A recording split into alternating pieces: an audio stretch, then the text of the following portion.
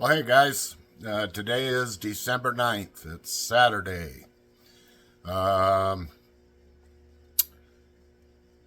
got a day and a wake up. Monday morning, 6 a.m., I'll be at the hospital getting my knee replaced, finally. It's been a long time coming.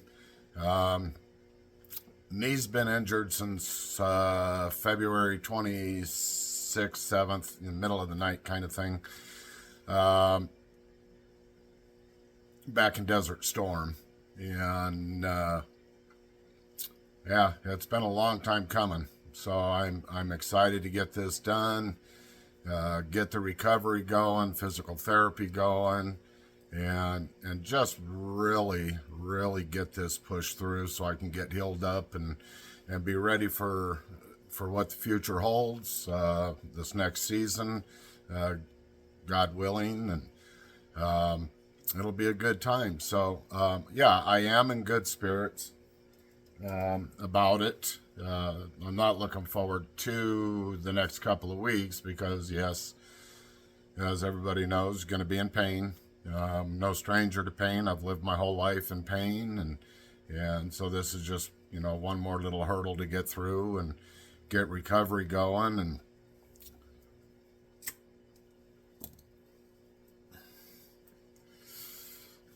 hopefully we'll have enough stability in the knee, that I can get a little more involved in the hiking again. I don't think I'll ever be doing backpacking again. I got too many other injuries, back issues, thoracic spine. Um, but be able to get out and do some day hiking and cover more than just a couple of miles is what I'm shooting for. Yeah, I used to be a very avid backpacker. I spent a vast amount of time when I was younger backpacking, primarily in the Superstition mountain range. Those of you who aren't familiar with the Superstition Mountains, east of Phoenix metropolitan area, home of the Lost Dutchman gold mine. At some of the areas back in there, some of the hardest terrain on the planet to negotiate through. And I didn't get into that kind of stuff very often because it was very taxing.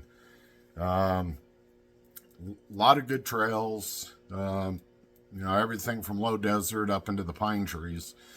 When you get back up in area called Rivas Ranch, sits at the base of Mound Mountain, which is the highest mountain in the Superstition mountain range. Just phenomenal experiences back up in there.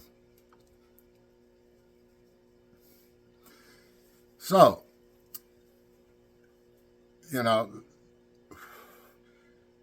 back in those days, I wasn't, looking for Bigfoot. But I had some experiences back in there that, really didn't make a whole lot of sense to me back then. But now it's like, yep, I know exactly what was going on. There was video I did, I think that was 2 years ago, year and a half ago, something like that, on location at my first location where in my life that I know of that I had an encounter with forest people. And so you can go back and look for that video. I'm not going to retell that story right now. But keeping that story in mind, has some bearings on some of the experiences that I had in the Superstition Mountains. Which, when I was younger, I was borderline afraid, but not afraid, if that makes any sense. Deeply concerned, I guess, would be a better way of explaining that. So I'll go into my first experience that back then I didn't have answers for, and now I do. There was 5 of us, me and 4 other friends of mine.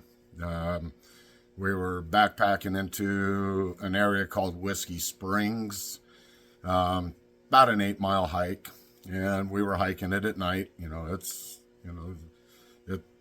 too hot to hike during the day, so we would do our backpacking at night. And we're very well experienced in the mountains. How to deal with the heat, blah blah blah blah. We weren't newbies, and so we were probably about the 4-mile mark going in, 4 maybe 5 miles. The trail goes across this kind of valley. Once you leave the parking lot, you got to go up over a small mountain and kind of flat land, and you get to the base of what's called Miner's Summit, and you're on the east side of it, and the trail just kind of meanders and goes up to a saddle up there, and then forks off and goes a couple different places. And if you stay to the right, it drops you down into Whiskey Springs. Well, I had my dog with me. I had a golden retriever at the time, and we decided we were going to take a break, and it's probably 11 o'clock at night. And so we stopped, and and then we decided, well, let's make a little fire. Let's make something to eat. And so that's what we did. We had a little fire going, and I'm sitting on the ground, and I had my dog's leash wrapped around my left leg, and all of a sudden, he's like, well, there's a lot of stuff up in the mountains. There's bear up there, and mountain lions, and bobcats, and coyotes, and just a whole gambit of wildlife. And this is the first time my dog had reacted this particular way, and so we're all kind of looking off in the direction which was to the east of us. That my dog was in this very low growl and full mane standing up on end, and kind of and he got up and was kind of in a defensive position. And my buddy had a Ruger 1022 rifle with him, and on that particular trip, that was the only firearm we had. And I always had 2 machetes that I kept in my backpack, because I did a lot of bushwhacking. But we all got this feeling at the same time that we needed to leave, not, continue into the mountains to our campsite. We needed to leave the mountains. It was a very heavy feeling. And probably about my best guess, recollecting, about 50 yards away, we could see a set of eyes. And then we saw another set of eyes and another set of eyes. And if memory serves me correctly, it was 6 different sets of eyes. Might have been 7, but at least 6. And they were really far apart. And we were sitting there going, well, those aren't cows. The eyes are too high off the ground. And that's about the only thing that we could think of that would have eyes that far apart. Bear's eyes are real narrow. The cat's eyes are kind of the same thing. And, so it wasn't a cat, wasn't a cow, wasn't a horse. They were a lot higher off the ground than that. And so now I'm reflecting back to my first incident with the Boy Scouts up on top of, or on the Highline Trail at the base of the Mogollon Rim, and I'm really starting to get into a panic mode. Like I said, I wasn't terrified. I was just deeply concerned for our safety at that point. And so, Lonnie stood guard with the rifle, and I remember he had fired one or two shots in that direction.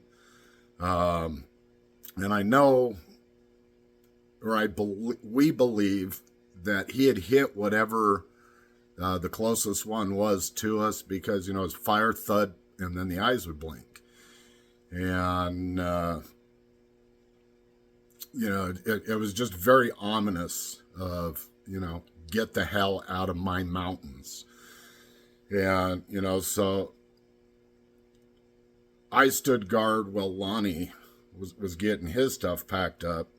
But I felt a lot more comfortable with my machetes than I did with his rifle, because I was ready to make Swiss cheese out of anything that came up there. And so we got packed up and we beat feet out of there. I mean, we made record time going out of there. On the way out, we got swooped 2 or 3 different times by an owl, greyhorned owl, and maybe a mile away from the parking lot. Thought I had a rattlesnake underneath my feet, but shining the flashlight down and kind of up the side of the hill, the rattlesnake was off the side of the hill, and I'm here to tell you, this is the largest rattlesnake I'd ever seen in my life. I would have to venture saying that if it was stretched out, it was probably 12 feet. Because it coiled up, it looked like a tire. It was big. I wanted to take it home. I love eating rattlesnake, and so I'm sitting there holding the flashlight, and Lonnie shot it with the 22, I think 4 or 5 times in the head, and it just crawled away. And so we got over the hill and down to the parking lot and into my van, Volkswagen van I had at the time, and we just hauled ass out of there. So that was my first experience up there. Was something unusual, and probably the most pronounced experience that I had. A lot of times that I've been hiking up there, get that don't go over here, or I'm watching you, or always had the feeling, that I was being watched. And, there's a lot of lore, just things going on in the Superstition Mountains. And, I always just kind of equated it to, it's the spirit of the mountains, the unanswered or unanswerable experiences. And so I'd always just say it's the spirit of the mountains. Most recently, and I mean recently, it's been 2008, maybe 2007. One of my very last backpack trips.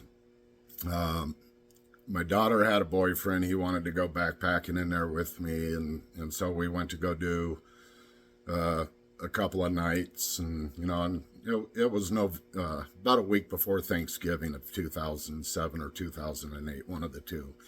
Yeah, so it was cold back in there. We went back up to Rivas Ranch. And now the ranch house has been gone since 1992. The Forest Service burned it down, but it's a very well-traveled area. There's an apple orchard up there, and there's 3 artesian springs in there, and even at the worst of the drought, 2 of them were still flowing. So it was a constant water source. So it's one of my favorite places on the planet to be. Pine trees and junipers and what have you. It's just a great place. Wild grapes, black walnuts, just a whole gambit of stuff. So anyway, we backpack in, and we set up our camp, and there are 3, maybe 4 other groups that had backpacked up in there and were camping in the vicinity. And it was probably, it was the very first night, and it was probably half hour before before sunset. We're down in a valley, and so still had just a little bit of the sun shining down on the valley, but it was mostly behind the mountain to the west of us. And all of a sudden, I'm hearing what sounds like a brand new baby, an infant.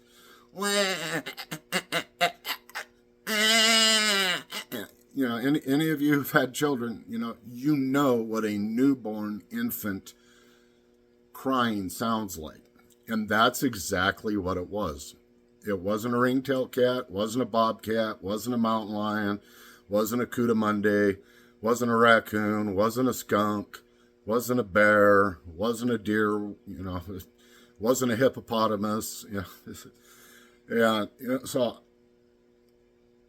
I got kind of pissed. I was like, who in the blankety blank has brought a newborn infant way back up in here? And so, me being who I am, I went to every campsite. There's no infants up there. Everybody I talked to, they heard it, and they were kind of concerned. They're like, well, we just figured it was somebody in the other camp, brought their baby up here. And no, there was no babies up there. So what was it? We can hypothesize all day long. What I believe it was a newborn forest person. It's the only thing that makes, that I can come up with any kind of logical explanation for. So just a couple of stories, for you guys on, things that have happened to me in the past, and with everything I've experienced, over the last, since 2017 when I got into, doing this thing, that, like I said at the beginning, you get those aha moments.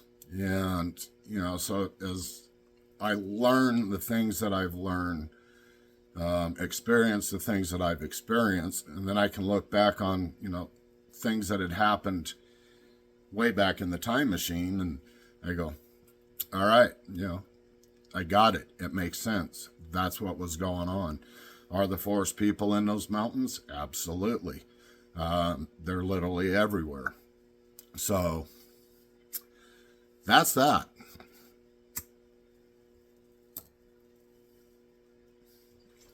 So now I'm getting myself prepped and ready to have this surgery. Oh, Mom is here. Thank you. Anyway, I'm getting prepped and ready to have this surgery. I think I've got my my brain pan in the right position for it. Been a long time coming. Not sure how things are going to be for me after this. Dealing with knee pain for be just shy of 33 years. Because like I said, it was February 26, 27 of 1991 that I took the injury. And now, finally, it's getting replaced. It was about 4 years ago it was supposed to be replaced. In the Wayback Machine on the archives, there's a video where I was talking about, I'm getting ready to go get my knee replaced and blah, blah, blah, blah. And, well, politics got involved, and somebody had canceled a couple of the authorizations for the knee surgery, and I got to the hospital, and they said, well, 2 of your authorizations are canceled, but we can still go ahead with the surgery, but if the VA doesn't cover it, you're responsible for it. I'm like, nah, we'll wait. And, well, the waiting's over. Got 1 day and a wake up. Looking forward to it. I will, after surgery, don't know how soon after surgery, but I'll come back on and give everybody an update on how things went. With that being said, as always, I love each and every one of you. I thank each and every one of you for taking the time out of your lives to listen to me babble. please, please, please, please, please, please, please pay close attention to your surroundings. Keep food and water stocked up. Doesn't hurt you to have a food supply, water supply. Take care of yourselves. Be good to yourselves. Take care of your neighbors. Be good to your neighbors. Be good to everybody. With that being said, peace out.